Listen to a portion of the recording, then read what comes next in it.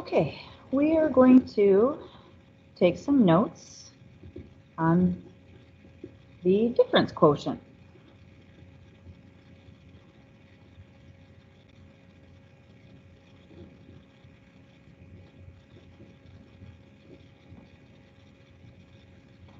Okay, we're going to use the difference quotient, which is very similar to the slope formula or the rate of change formula. And we're going to do that in function notation.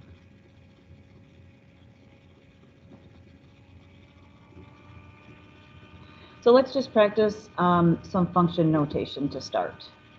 If f of x is equal to 3x plus 1, what is f of a?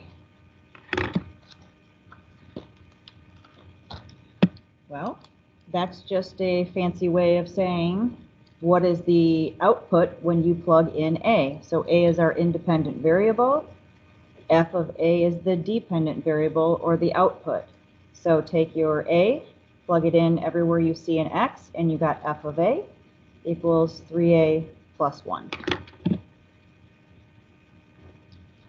For f of negative 1, something we're used to, f of negative 1 is 3 times negative 1 plus 1, or in this case, negative 2.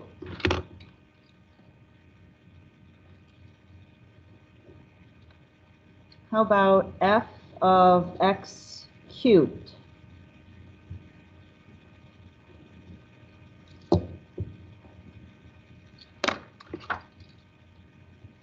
F of x cubed, again, you're inputting x cubed into the function, and you are getting 3.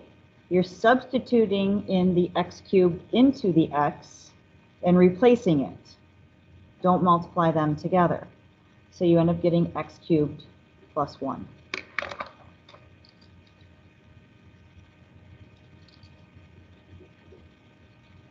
How about f of 2x minus 1? What do you think that's equal to?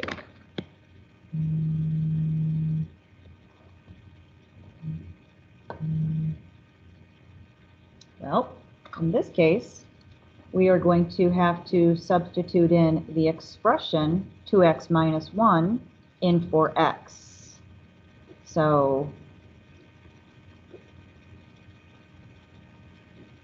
instead of 3 times x, it's going to be 3 times the quantity 2x minus 1. Go see if you can simplify that now.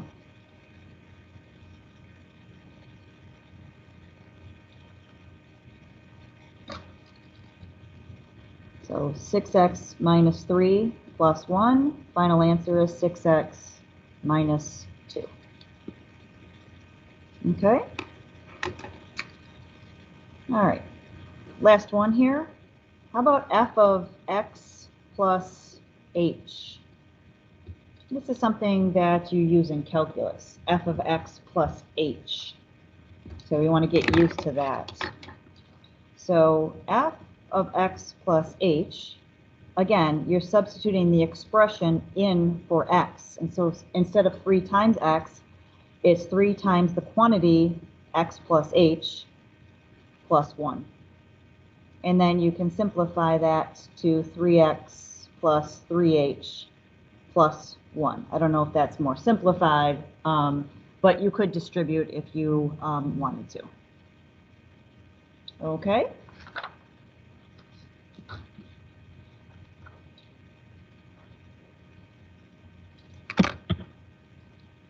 All right. Next example, let's change it up a little bit.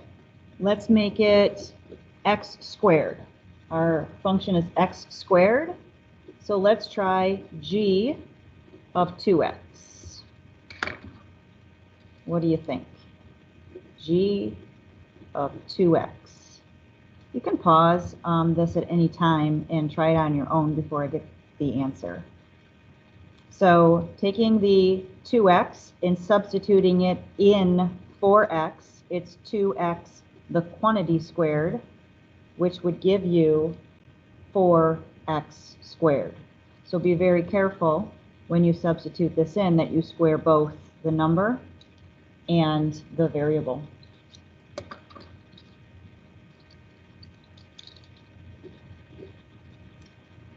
Okay, here's one similar to the last. G of x plus h. G of x plus h. What do you think? X squared. So replace x with your input x plus h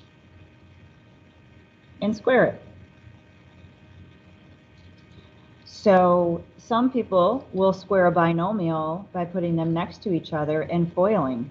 But at this point, you really should know how to square a binomial, basically using Pascal's triangle, or the binomial square theorem, which basically says square the first term. The first term times the second term times 2, and then square the last. Now, if this is a negative, this will be negative. But this term, the third term, is always positive because you're squaring the last term. It's always going to be positive. This is called the perfect square trinomial. All perfect square trinomials factor into square binomials. Definitely something that you should know. Again, for those of you who remember Pascal's triangle, this is a 1, 2, 1 for a binomial squared. All right, so now we're going to make it a little bit harder. This is called the difference quotient. You're going to take your function of x plus h minus your g of x, and you're going to divide it all by h. Okay? Now, this is something that you will learn in calculus. Where it comes from is basically the change in y's over the change in x's, and you'll learn where the h comes from. Well, we just want to get you used to working with that notation. So what we're going to do is we are going to use our answer from B, because we've already done this in part B. So we already know what the answer to this is. If you didn't do it prior to, you would do this first. You would find your g of x of h. So I'm going to take the answer from part B. I know that my g of x plus h was x squared plus 2xh plus h squared. And I'm going to subtract my g of x. Well, g of x was given. It was given at the top here. G of x is x squared. And you can put it in parentheses if you want to. You don't have to.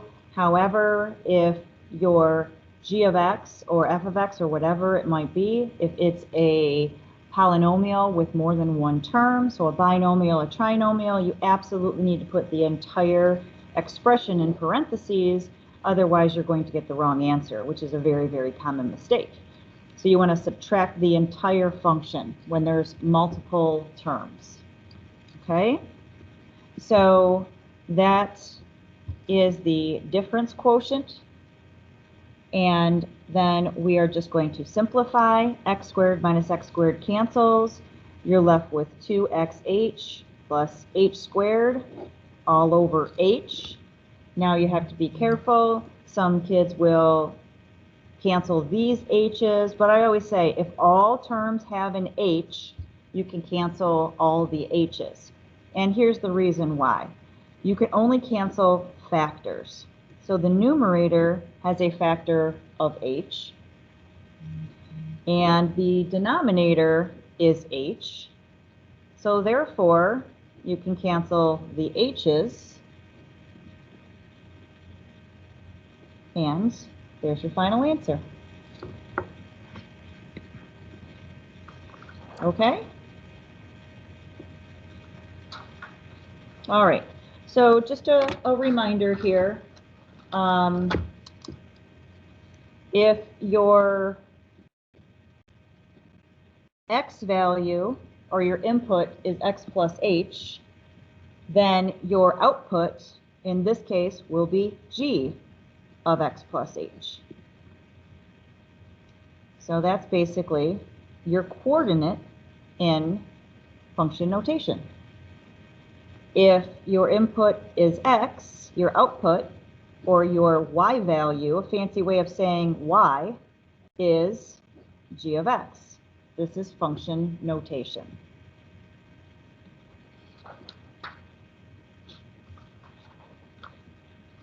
Okay, on to example number 3. I believe we have 4 examples. So we're on to example number 3. Let's make it a little bit harder. Let's give you a binomial as your function. And we want to find f of a plus h minus f of a all over h. Again, a formula that is used in calculus during the limit process. So we just want you to get familiar with the notation. All right, so the first thing we are going to do is we are going to find f of a plus h. You can do this in the formula or you can do it separately. So this is our input in for x. So it's going to be a -2, and we're going to substitute it in for the x. So it's going to be a plus h squared plus 1. I'm just going to simplify that right now and make it easier for us to use the formula. Again, you can substitute it right into the formula and simplify, or you can simplify them all and then plug them into the formula. It's completely up to you.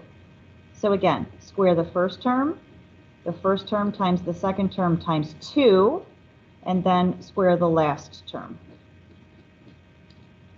Okay, very carefully, we're going to distribute the negative sign, -2a squared minus 4ah minus 2h squared, and then the plus 1. Okay, so I think that's as simple as we can make that one right now. I am then going to find my f of a. Well, if f of x is -2x squared, then f of a is -2a squared. Oh, and then the plus 1. Don't forget that. So that's a -2a squared plus 1. So I did them first before plugging them into the formula.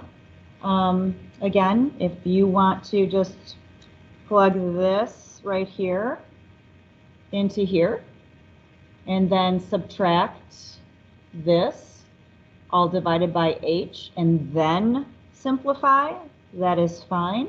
Whatever method you want to use so you don't make mistakes, because there is a lot of algebra here.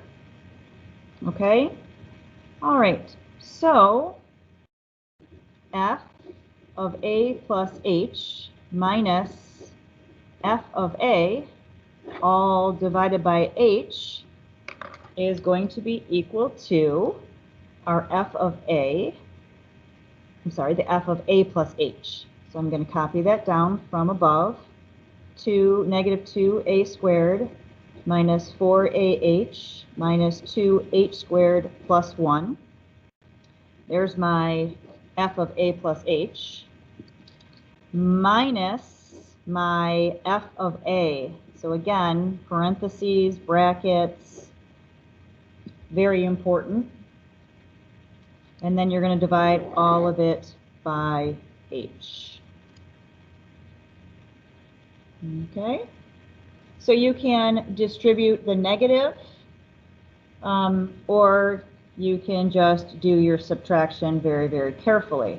So I'm going to take my a squared. I have a negative 2a squared, and I'm going to subtract a negative 2a squared.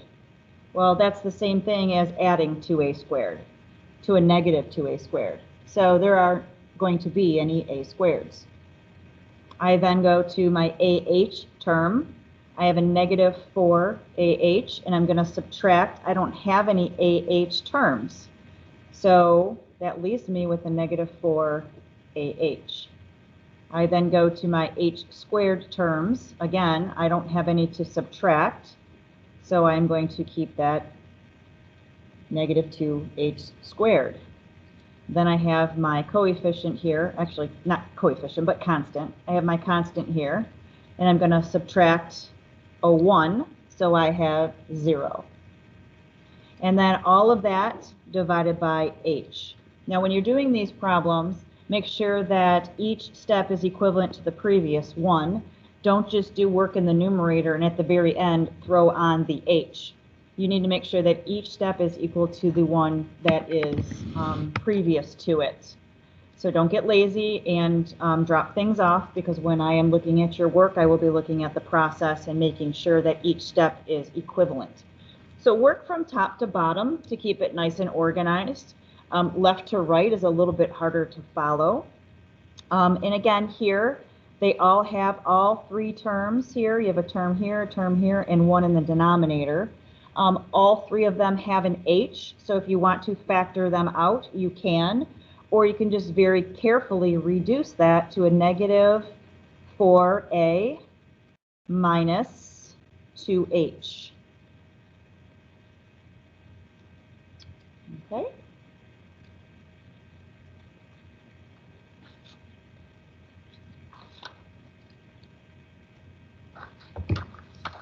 All right. And I have one more example to do.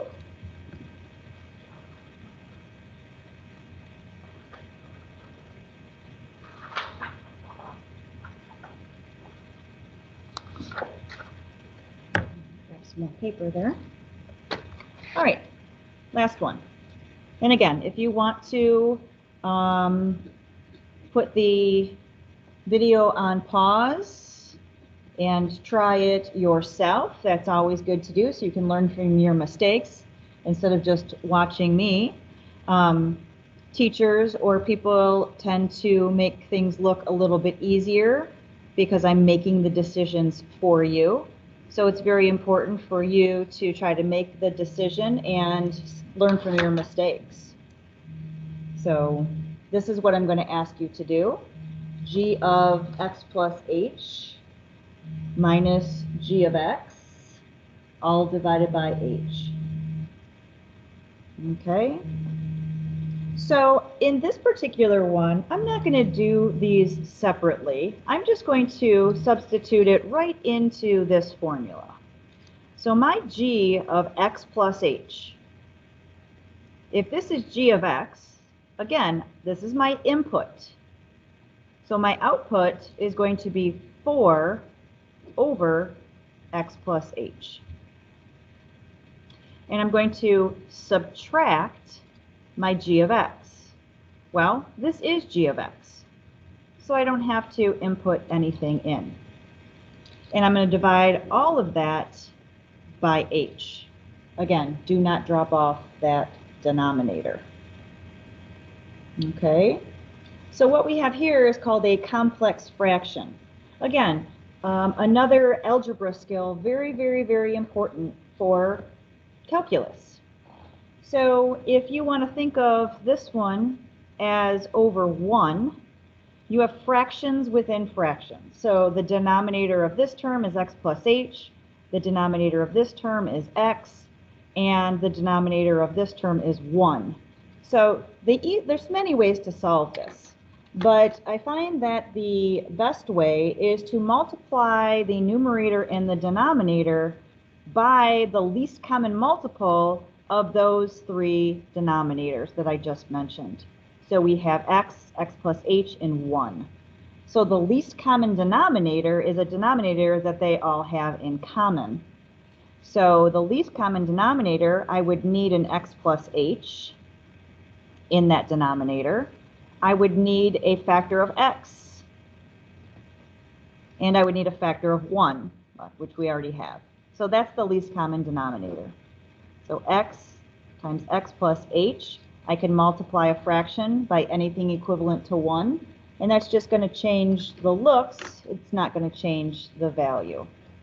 So by doing that, I'm going to distribute this to both terms on the top. And when you multiply, the x plus h's cancel in the first term. So that will give you what? If the x plus h's cancel, what's left? And that would be 4x. Then on the distributing to the second term here, the x's are going to cancel, and you're going to be left with minus 4 times the quantity, x plus h. So we've eliminated the fractions in the numerator. Now in the bottom here, just when you multiply fractions, it's just straight across. So when we multiply these together, we end up getting xh times x plus h.